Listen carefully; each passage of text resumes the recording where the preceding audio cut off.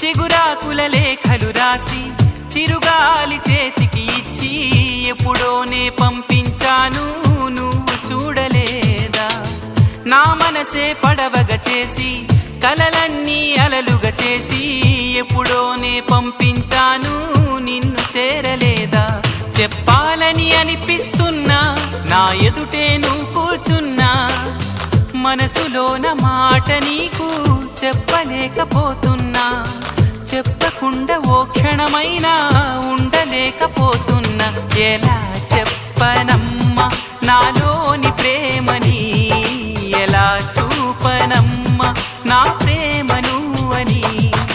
అవునని అంటావో మరి కాదని అంటావో, ఏమంటా